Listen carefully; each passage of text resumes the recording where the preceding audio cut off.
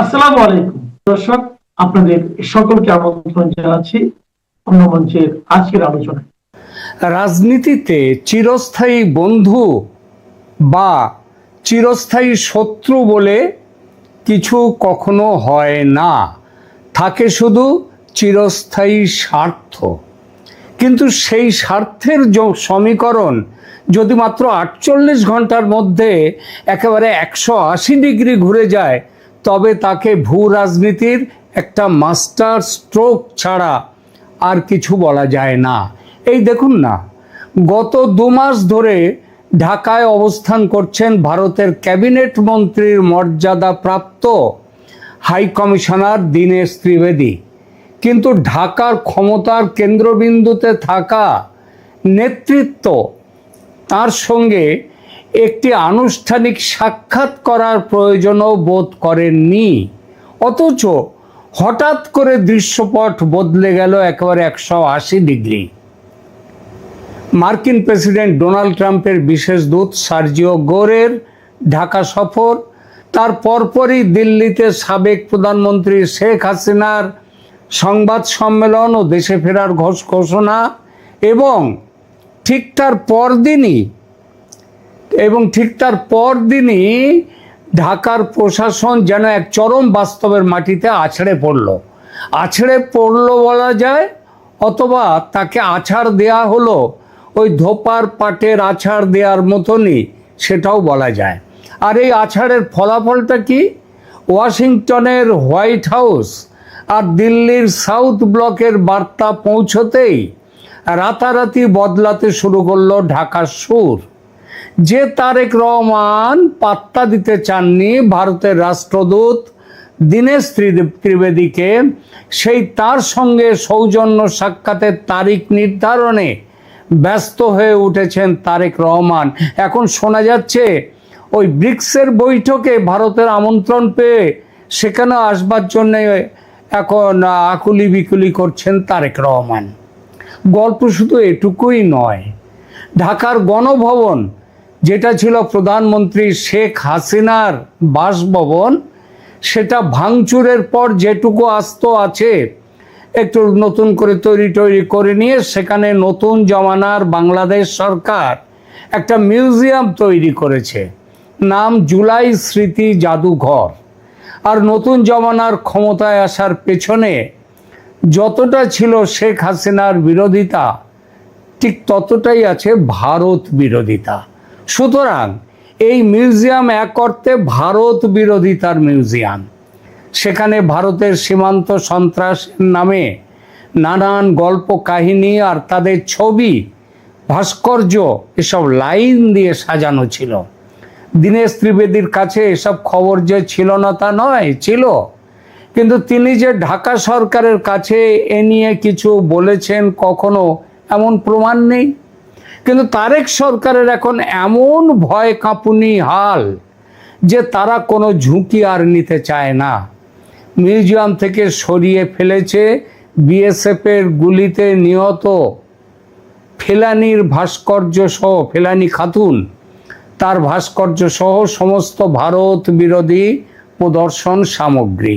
সেই যে কথায় আছে না, বসতে বললাম সে কান ধরে নাক্ষত দিতে শুরু করলো, অনেকটা যেন তেমনই।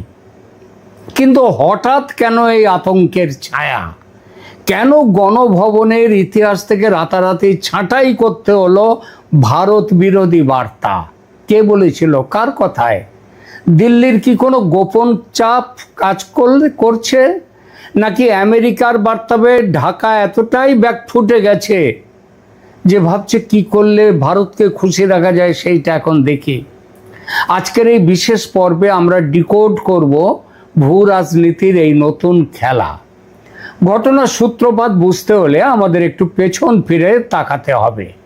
সাউথ ব্লক যখন প্রথা ভেঙে একজন ক্যারিয়ার ডিপ্লোম্যাট বা পেশাদার কূটনীতিকের বদলে 3বারের সাংসদ ও প্রাক্তন কেন্দ্রীয় মন্ত্রী দীনেশ ত্রিবেদীকে ঢাকায় ভারতের নতুন রাষ্ট্রদূত হিসেবে পাঠায়, তখনই একটি স্পষ্ট বার্তা ছিল। শুধু তাই নয়, ইতিহাস গড়ে ত্রিবেদীকে দেয়া হয় ক্যাবিনেট মন্ত্রীর মর্যাদা। দিল্লির বার্তা খুব পরিষ্কার ছিল। ভারত ঢাকার সঙ্গে কথা বলতে চায় সরাসরি রাজনৈতিক শীর্ষ নেতৃত্বের ভাষায়, কেবল ওই কূটনীতির কেতাবি ভাষায় নয়। কিন্তু গত 2 মাস ধরে ঢাকায় যা দেখা গেল তা ছিল এক ধরনের সচেতন দূরত্ব তৈরি করা। বাংলাদেশের ক্ষমতায় থাকা নতুন নেতৃত্ব বাংলাদেশ ফার্স্ট নীতির অজুহাতে ভারতীয় রাষ্ট্রদূতের সঙ্গে সাক্ষাতের আবেদনটা এক প্রকার ঠান্ডা ঘরে পাঠিয়ে রেখেছিল, কোনো গুরুত্বই দেয়নি। মালয়েশিয়া, চায়না সফরে ব্যস্ত ছিলেন তারেক। তুর্কি আর পাকিস্তানের সঙ্গে মহব্বত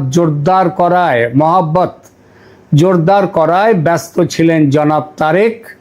তিনি সময় পাচ্ছিলেন না ভারতের রাষ্ট্রদূতকে সময় দেওয়ার। ঢাকার নতুন নির্ধারকরা হয়তো ভেবেছিলেন নয়াদিল্লিকে এড়িয়ে ওয়াশিংটন, বেজিং এবং আঙ্কারার সাথে ভাব করলে, আর ওদিকে রাওয়ালপিন্ডি তো আছেই, এই ভাবটা করলেই তারা আঞ্চলিক ভারসাম্য তৈরি করে ফেলবেন। প্রায় 2 মাস ধরে সাউথ ব্লকের এই হেভিওয়েট দূতকে কার্যত ঝুলিয়ে রাখা হয়েছিল। কিন্তু আন্তর্জাতিক কূটনীতিতে নীরবতা সবসময় দুর্বলতা নয়, কখনো কখনো তা বড় কোনো ঝড়ের পূর্বাভাস। দিল্লি ঝড় হয়ে অপেক্ষা করছিল সেই দিন থেকে যেদিন তারেক রহমান ভারতের থেকে সচেতন দূরত্ব তৈরি করে বেজিংয়ের প্রণয় ডোরে নিজেদের বন্দী করছিলেন। দিল্লি শুধু সঠিক সময়ের অপেক্ষা করছিল, কখন ঝড় হয়ে ঝাঁপিয়ে পড়বে সেই সময়ের। ঠিক এই পরিস্থিতিতে ঘটে ভূ রাজনৈতিক সমীকরণের সবচেয়ে বড় একটা মোড়। ট্রাম্প প্রশাসনের সাউথ অ্যান্ড সেন্ট্রাল এশিয়া বিষয়ক মার্কিন বিশেষ দূত সার্জিও গোর 3 দিনের সফরে ঢাকায় পা রাখেন।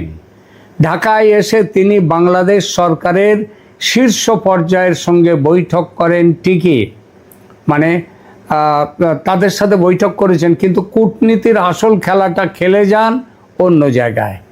ঢাকায় অবস্থানকালেই মার্কিন দূত সার্জিও গোর সরাসরি বৈঠকে বসেন ভারতীয় হাই কমিশনার দীনেশ ত্রিবেদীর সঙ্গে। যেখানে বাংলাদেশের পররাষ্ট্রমন্ত্রী খলিলুর রহমানের সঙ্গে 20-22 মিনিটের বৈঠক করেন সার্জিও গোর, সেখানে ভারতীয় রাষ্ট্রদূত দীনেশ ত্রিবেদীর সঙ্গে 1 ঘন্টা 20 মিনিটের বৈঠক করেন। আরও আছে, বাংলাদেশ সরকারের দেয়া লাঞ্চ ডিনার যিনি প্রত্যাখ্যান করেন, সেই সার্জিও গোর প্রাতরাশ সারেন দীনেশ ত্রিবেদীর সঙ্গে। কি বার্তা দিতে চাইছেন আমেরিকান দূত, সেটা বুঝতে কারো অসুবিধে হয়? আর কূটনৈতিক মহলকে যা সবচেয়ে বেশি চমকে দিয়েছে সেটা হলো দক্ষিণ এশিয়ার স্থিতিশীলতা নিয়ে ওয়াশিংটন এবং দিল্লির সুর যে এখন পুরোপুরি এক। আমি আমার গত বেশ কয়েকটি ভিডিওতে একই কথা বলেছি যে বাংলাদেশ নিয়ে ভারত এবং আমেরিকা এখন এক সুরে চলছে এবং এখানে আমেরিকাকে দেয়া হয়েছে আপার হ্যান্ড। সেটা সার্জিও গোর এই বার্তা খুব স্পষ্টভাবে ঢাকার টেবিলে গিয়ে রেখে এসেছেন। ট্রাম্প প্রশাসন স্পষ্ট করে জানিয়ে দিয়েছে এখন থেকে দক্ষিণ এশিয়ার ভূ রাজনৈতিক সুরক্ষার চাবিকাঠি দিল্লির হাতেই থাকবে। ওয়াশিংটন কোনোভাবেই এই অঞ্চলে এমন কোনো অস্থিরতা বা ভারত বিরোধী ক্ষমতার উত্থান সমর্থন করবে না যা আঞ্চলিক নিরাপত্তা বিনষ্ট করে। যে আমেরিকা বা পশ্চিমের কার্ড খেলে দিল্লিকে চাপে রাখার পরিকল্পনা করেছিল বাংলাদেশ, সেই আমেরিকার দূত নিজেই যখন ঢাকায় বসে দিল্লির দূতের সঙ্গে দ্বিপাক্ষিক আলোচনা সারেন, তখন ঢাকার জন্য বার্তাটা বুঝতে বাকি থাকে না। এরপরেও বার্তা না বুঝলে তাকে গর্দভ প্রজাতির জীব আখ্যা দিতেই হয়, রাজনীতিক বা কূটনীতিক নয়। সার্জিও গোরের ঢাকা ছাড়ার ঠিক পরপরই দিল্লি থেকে নেমে আসে দ্বিতীয় আঘাত। নয়াদিল্লিতে একটি সংবাদ সম্মেলন করে সাবেক প্রধানমন্ত্রী শেখ হাসিনা সরাসরি ঘোষণা দেন তিনি খুব শীঘ্রই বাংলাদেশে ফিরে আসছেন। এই সংবাদ সম্মেলনের রাজনৈতিক টাইমিং এতটাই সুনির্দিষ্ট ছিল যে মুহূর্তের মধ্যে ঢাকার রাজনৈতিক ও প্রশাসনিক অন্দরে একেবারে ভূমিকম্প শুরু হয়ে যায়। শুধু তাই নয়, ভারতের পররাষ্ট্র মন্ত্রণালয়ের তরফ থেকে খুব মেপে একটা বিবৃতি দেওয়া হয়। বাংলাদেশ যখন বলছে এগুলো বন্ধুত্বের লক্ষণ নয়, ভারত বন্ধুত্ব চাইছে কিন্তু কাজ যা করছে তা বন্ধুত্ব ভাঙার মতো, যেন ওখান থেকে যেন শেখ হাসিনা কোনো রকম ভাষণ না দিতে পারেন, ভারতে বসে সেটা ভারতকে দেখতে হবে। একবার নয়, অনেকবার বলেছে ভারত, শুধু ছোট্ট করেও জানিয়ে দিয়েছে শেখ হাসিনা ভারতের অতিথি হিসেবে আছেন এবং তার বক্তব্যের স্বাধীনতা বা তার কৌশলগত অবস্থানের ওপর দিল্লির সম্পূর্ণ অফিসিয়াল নিয়ন্ত্রণ চাপানোর প্রয়োজন নেই, আর দিল্লি সেটা চাপাবে না। একদিকে মার্কিন প্রশাসনের কঠোর বার্তা, ভারতের তীব্র গোঁসা, বাংলাদেশ ওই চীন পাকিস্তান তুর্কি প্রেমের দিকে বেশি ঝুঁকেছে তার জন্যে, আর অন্যদিকে ভারতের মাটিতে বসে শেখ হাসিনার প্রত্যয়ী ঘোষণা আগামী ডিসেম্বরের মধ্যেই আমি ফিরে যাব। এই তিনের ধাক্কায় ঢাকার মসনদ বুঝতে পেরেছে যে দিল্লি এখন আর ওই ডিফেন্সিভ গেম খেলছে না বা রিঅ্যাক্টিভ গেম খেলছে না, দিল্লি এখন অ্যাক্টিভ মোডে চলে গেছে। ভারত এবার সরাসরি সাউথ এশিয়ান পাওয়ার পলিটিক্সের চালছে, আর এই জোড়া ধাক্কাতেই ঢাকার ক্ষমতাসীনদের মধ্যে ছড়িয়ে পড়ে প্রবল উৎকণ্ঠা ও উদ্বেগ। এই কূটনৈতিক চাপের প্রথম বাস্তব প্রতিফলন দেখা গেল কোথায় জানেন? ঐতিহাসিক গণভবনে। যে গণভবনকে এই মাত্র কয়েকদিন আগে, বোধহয় এক সপ্তাহ হয়নি এখনো, সেখানে জুলাই গণ অভ্যুত্থান স্মৃতি জাদুঘর তৈরি করা হয়েছে এবং সেই হিসেবে গড়ে তোলা হয়েছে মাত্র কয়েকদিন আগে, উদ্বোধন হয়েছে। সেই জাদুঘরের প্রদর্শনীতে চলল এক গোপন মেকওভার। কীরকম সেই মেকওভার? 8ই আগস্ট জাতীয় নাগরিক পার্টির প্রধান ও বিরোধী দলীয় নেতা নাহিদ ইসলাম তার প্রতিনিধি দল নিয়ে জাদুঘর পরিদর্শনে গিয়ে দেখলেন এক মারাত্মক ঘটনা ঘটে গেছে। তিনি অভিযোগ করেন সরকারের নির্দেশে রাতারাতি জাদুঘরের প্রদর্শনী থেকে সরিয়ে ফেলা হয়েছে ভারতের সীমান্ত হত্যা সম্পর্কিত সমস্ত নথিপত্র, তথ্যচিত্র। সবচেয়ে চমকপ্রদ বিষয় হলো 2011 সালে বিএসএফের গুলিতে নিহত কিশোরী ফেলানি খাতুনের যে স্মারক ভাস্কর্যটি জাদুঘরে রাখা হয়েছিল, সেটিও রাতারাতি সেখান থেকে সরিয়ে ফেলা হয়েছে। বাদ দেওয়া হয়েছে নরেন্দ্র মোদীর বাংলাদেশ সফর কেন্দ্রিক বিভিন্ন রাজনৈতিক প্রতিবাদ ও আন্দোলনের আলোকচিত্রগুলো। কেনই তাড়াহুড়ো?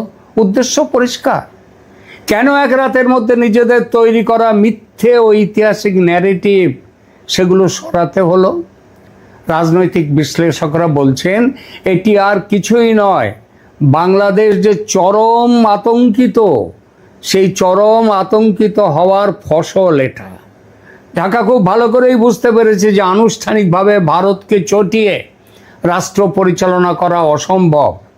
দিল্লির কঠোর অবস্থানের পর সরকার এখন যে কোনো মূল্যে ভারতের সঙ্গে সম্পর্কের টানাপোড়েন কমাতে মরিয়া। বাংলা কথা বলছে কি, এসো ভাব করি, এতদিন যা হয়ে গেছে ভুলে যাও। তাই গণভবনের ভেতরে থাকা ভারত বিরোধী প্রতীকগুলো সরিয়ে নিয়ে দিল্লিকে এক ধরনের কূটনৈতিক বার্তা দেওয়ার চেষ্টা করা হচ্ছে।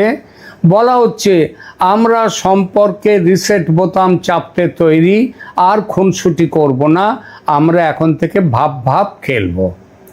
একদিকে মিউজিয়াম থেকে ছবি গায়েব করা, আর অন্যদিকে প্রায় 2 মাস এড়িয়ে চলার পর তড়িঘড়ি একেবারে ভারতীয় হাই কমিশনার দীনেশ ত্রিবেদীর সঙ্গে তারেক রহমানের বৈঠকের সূচি চূড়ান্ত করা, এই দুটি ঘটনা স্পষ্ট প্রমাণ করে যে বাংলাদেশ সরকার ভয় পেয়েছে, আর ভয় পেয়ে এখন পুরো ব্যাকফুটে। এদিকে স্বরাষ্ট্রমন্ত্রী সালাউদ্দিন সাহেব যতই চেঁচান শেখ হাসিনার প্রতি ভারতের সমর্থন নিয়ে, তিনি ভালো করেই বোঝেন ভারত ফুটো কড়ির বেশি গুরুত্ব দেয় না, দেবে না তার বক্তব্যকে। কারণ এখন হাত পেতে ভিক্ষে চাওয়ার পালা, অনুগ্রহ চাওয়ার পালাটা বাংলাদেশের, ভারতের নয়। বিদ্যুৎ উৎপাদন বাংলাদেশের গোল্লায় যেতে বসেছে ডিজেলের অভাবে। দয়া করে ডিজেল দাও। 30,000 মেট্রিক টন ডিজেল না দিলে আমাদের দেশ বন্ধ হয়ে যাবে। আর মাত্র তো 30,000 মেট্রিক টন, এটা তো, এই ডিজেল তো ভারতের হাতের ময়লা। দয়া করে দিন, নইলে আমরা মরে গেলাম। ভারত এখনো সাড়া দেয়নি, হিসাব করে দেখছে।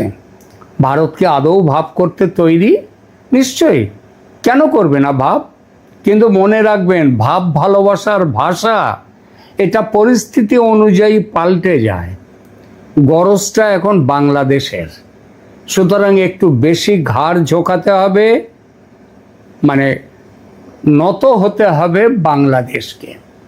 রাজনীতিতে রাস্তার স্লোগান আর রাষ্ট্র পরিচালনার চেয়ার, এ দুটো সম্পূর্ণ আলাদা জিনিস। বিরোধী দলে বা আন্দোলনে থাকার সময় যারা ভারত বিরোধিতাকে মূল রাজনৈতিক মূলধন করেছিল, ক্ষমতায় বসে সেই একই পথ অনুসরণ করা কতটা বিপজ্জনক সেটা এখন তারা হাড়ে হাড়ে টের পাচ্ছে। ভূগোলকে কখনো অস্বীকার করা যায় না। 3 দিক দিয়ে ভারত পরিবেষ্টিত একটি দেশের পক্ষে ভারতের সাথে স্থায়ী শত্রুতা বজায় রেখে অর্থনৈতিক বা রাজনৈতিক স্থিতিশীলতা আনা অসম্ভব। সার্জিও গোরের বার্তা, শেখ হাসিনার অবস্থান এবং সাউথ ব্লকের অনমনীয় কূটনৈতিক অবস্থান, এই তিনের চাপে পড়ে ঢাকা যে হাঁসফাঁস করছে, ইউটার্ন নিতে বাধ্য হচ্ছে, তা কেবল অভ্যন্তরীণ বিতর্কেরই জন্ম দেয়নি, বরং প্রমাণ করেছে ভূ রাজনীতিতে আবেগের কোনো জায়গা নেই। এখন প্রশ্ন হচ্ছে, গণভবনের দেওয়াল থেকে ছবি সরিয়ে বা তড়িঘড়ি করে দীনেশ ত্রিবেদীর সঙ্গে বৈঠক করে কি দিল্লি ঢাকার এই জমাট বরফ আদৌ গলবে? নাকি দিল্লির শর্ত পূরণ না করা পর্যন্ত এই কূটনৈতিক চাপ আরও বাড়বে? মনে রাখবেন, দিল্লির শর্তের মধ্যে দ্বিপাক্ষিক বিষয়গুলো যেমন আছে দুদেশের সম্পর্কিত, তেমনই আছে একটি বড় ইস্যু। সেটা হচ্ছে কি, আমি বারবার বলেছি তার কথা, শেখ হাসিনা ইস্যু। তার প্রত্যাবর্তন, তার নিরাপত্তা, আওয়ামী লীগের ওপর থেকে নিষেধাজ্ঞা প্রত্যাহার, 2027 সামনের বছর নতুন করে সংসদীয় নির্বাচন, এসব শর্ত পৌঁছে দেয়া হয়েছে ঢাকার কাছে। এসব শর্ত একটা একটা করে গুছিয়ে গুনে গুনে তুলে নেবে ভারত। তারেক নিরুপায়, কারণ ফান্দে পড়িয়া বগা কান্দে রে। বাংলাদেশের প্রধানমন্ত্রী মিস্টার তারেক রহমানের সাথে বাংলাদেশে ভারতীয় হাইকমিশনার মিস্টার দীনেশ ত্রিবেদীর বৈঠক হয়েছে। কি আলোচনা হয়েছে সেই বৈঠকে? এই মুহূর্তে বাংলাদেশে ভারতের প্রায় 23 জন গোয়েন্দা এবং নিরাপত্তা কর্মকর্তা সফর করছেন। তাদের এই সফরের উদ্দেশ্য কি, এবং অনেক আশা থাকা সত্ত্বেও ডক্টর ইউনূসের আর রাষ্ট্রপতি হওয়া হচ্ছে না। আজকে এই বিষয়গুলো নিয়েই আলোচনা করব, শেষ পর্যন্ত সাথে থাকবেন।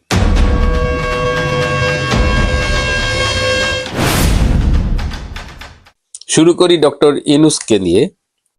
তার অবস্থা দেখে সেই আব্বাস উদ্দিনের সেই গানটার কথা মনে পড়ছে, ফান্দে পড়িয়া বগায় কান্দে রে।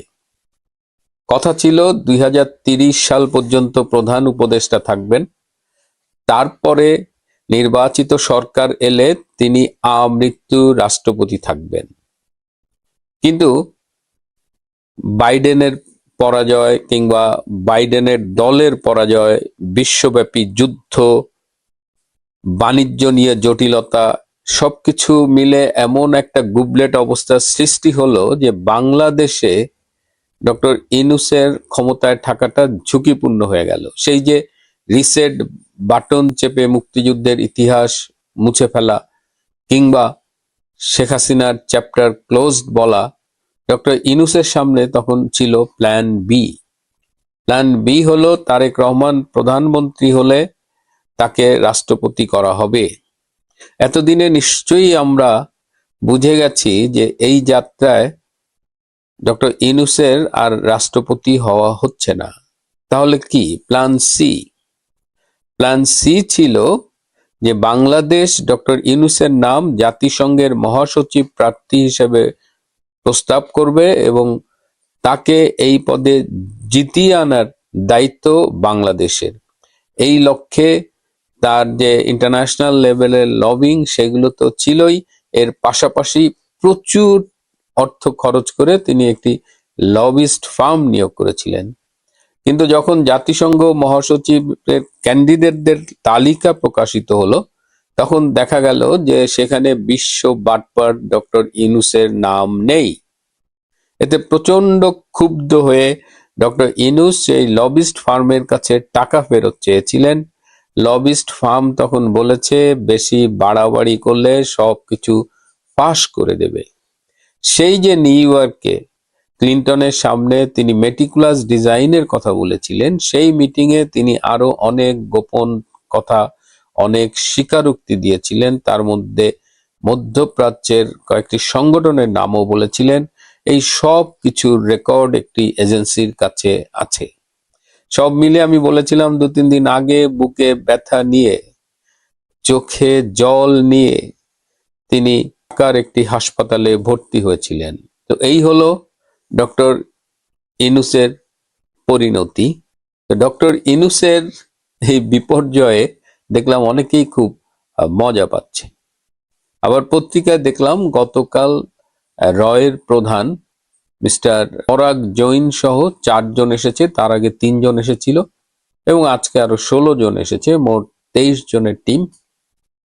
এরা বাংলাদেশের ডিজিএফ এর আমন্ত্রণে এসেছে এবং এই টিম বাংলাদেশ, মিয়ানমার, ভারতের 12টি খুব স্পর্শকাতর স্পট ভিজিট করবে।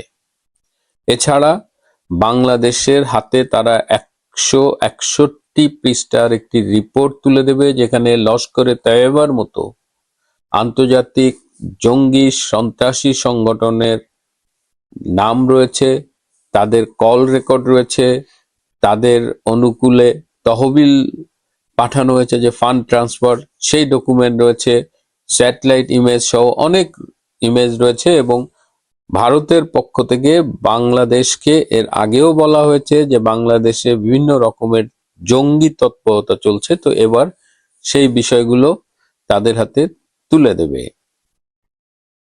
এবার আমরা একটু কথা বলি।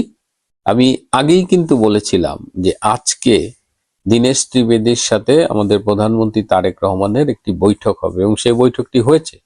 সেই বৈঠক শেষে আমাদের পররাষ্ট্রমন্ত্রী ডক্টর খলিলুর রহমান একটি সংবাদ সম্মেলন করেছেন। আমি সংবাদ সম্মেলনের একটা ছোট্ট ভিডিও ক্লিপ একটু দেখাবো। আমি গণক না, সুতরাং বলতে পারবো না কোন দিন এটা হচ্ছে, যে প্রধানমন্ত্রীকে মাননীয় প্রধানমন্ত্রীকে ব্রিক্সে দেওয়া হয়নি। 5 আগস্টের ব্যাপারে আমাদের যে পজিশন আমরা ক্লিয়ারলি বলে দিয়েছি এবং সেটা গুরুত্বের সঙ্গে অনুধাবন করেছেন ভারতীয় কর্তৃপক্ষ। সেটা আমাকে গতকালকেও তারা জানিয়েছেন, আজকেও তারা প্রধানমন্ত্রীকে সেটা বলেছেন। মাননীয় প্রধানমন্ত্রী ভারতীয় হাইকমিশনারকে বাংলাদেশে স্বাগতম জানিয়েছেন। হাইকমিশনার মাননীয় প্রধানমন্ত্রীকে গত সপ্তাহগুলোতে বাংলাদেশে তার অভিজ্ঞতা সেটা তুলে ধরেছেন। তিনি বাংলাদেশে এসে অত্যন্ত আনন্দিত, সে কথা আমাদেরকে জানিয়েছেন। এছাড়া সংক্ষেপে কিছু বিষয় এসছে। দণ্ডপ্রাপ্ত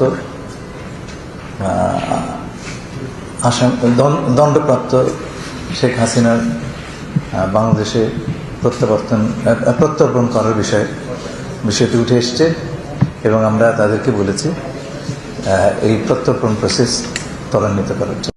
জীবনে তো আপনারা নিশ্চয়ই অনেক সংবাদ সম্মেলন দেখেছেন, কিন্তু এরকম সংবাদ সম্মেলন দেখেছেন যেখানে স্পিকার ভীষণ নার্ভাস, শেখ হাসিনার প্রত্যর্পণের কথা বলতে গিয়ে প্রত্যাবর্তনের কথা বলেছেন। এবং আমি আরো অবাক হয়েছি মিস্টার হুমায়ুন কবিরকে দেখে। তার সেই ভুবন ভোলানো হাসিটা ছিল না, তিনি একদম মুখ গম্ভীর করে, আমাদের চিরচেনা হুমায়ুন কবির না।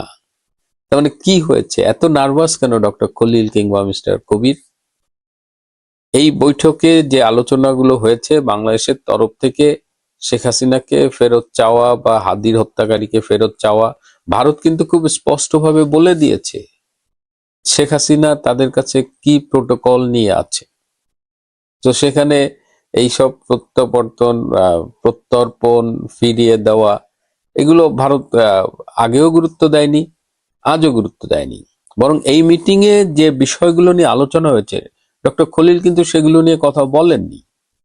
এই মিটিং এ আলোচনা হয়েছে পলিটিক্যাল ইনক্লুসিভনেস নিয়ে। এই মিটিং এ আলোচনা হয়েছে আওয়ামী লীগের কার্যক্রমের উপরে নিষেধাজ্ঞা প্রত্যাহার নিয়ে। এই মিটিং এ আলোচনা হয়েছে বাংলাদেশের গণতান্ত্রিক অবস্থা নিয়ে, এবং সবশেষে তারেক রহমানকে বিমস্টেকের চেয়ারম্যান হিসেবে আগামী সেপ্টেম্বর 12 এবং 13 তারিখে যে ব্রিক্সের সম্মেলন হবে ভারতে, সেখানে যাবার জন্য অনুরোধ করা হয়েছে। আমার সূত্র নিশ্চিত করছে যে তারেক রহমান ব্রিক্স সম্মেলনে যোগ দিচ্ছেন আগামী মাসে 12-13 তারিখের যে সম্মেলন। এদিকে তারেক রহমান যেন ব্রিক্সের এই সম্মেলনে ভারতে না যান, সেটি ঠেকানোর জন্য বাংলাদেশে যেসব পাকিস্তানি গোয়েন্দা সংস্থা আইএস এর পেইড এজেন্টরা আছে এবং মিডিয়ায় যে গ্যাং অফ ফোর আছে, এই গ্যাং অফ ফোর আপনারা নিশ্চয়ই চেনেন। তাদের দুজনের অফিস পুড়িয়ে দিয়েছিল তহিদি জনতা, আরেকজন সেই অফিসে দেখতে গিয়ে মানুষের হাতে হেনস্থা হয়েছিলেন। আরেকজনের কথা আপনারা জানেন, যাকেও আমি মাঝে মধ্যে ধরিয়ে দিই তার মিথ্যে তথ্য এগুলো নিয়ে। তো এই গ্যাং অফ ফোর আইএসআইয়ের মাল খেয়ে এখন দেখবেন যে খুব উঠে পড়ে লেগেছে যে তারেক রহমান ভারতে যাচ্ছেন না। কিন্তু পররাষ্ট্র মন্ত্রণালয়ের একটি সূত্র আমাকে নিশ্চিত করেছে যে তারেক রহমানের অফিস থেকে তার আসন্ন সম্ভাব্য ভারত সফর নিয়ে প্রয়োজনীয় ডকুমেন্টগুলো রেডি করতে বলেছেন, এবং পররাষ্ট্র মন্ত্রণালয় সেই লক্ষ্যে কাজ করছে। সো এখন পর্যন্ত যে তথ্য, তাতে তারেক রহমান যাচ্ছেন। কিন্তু আমি আগেও বলেছি যে তারেক রহমান গেলে লাভ, না গেলে আরো লাভ। এবং যাকে বলে মাইনকার চিপা, তারেক রহমান এমন চিপায় পড়ছে যে তার এখন ভারতে যাওয়া উচিত, কারণ সার্জিও গোর পর্যন্ত তাকে বলে গেছে ভারতে যেতে। আবার ভারত থেকে বলা হয়েছে, আবার বাংলাদেশের সেই পাকি দালালগুলো তারা অলরেডি দেখবেন মিডিয়ায় বলছে যাবে না, আবার ডক্টর খলিল বলছে সিদ্ধান্ত হয়নি। কিন্তু পররাষ্ট্রমন্ত্রী তো জানার কথা যে পররাষ্ট্র মন্ত্রণালয়ে এই সম্ভাব্য সফর নিয়ে প্রস্তুতি চলছে।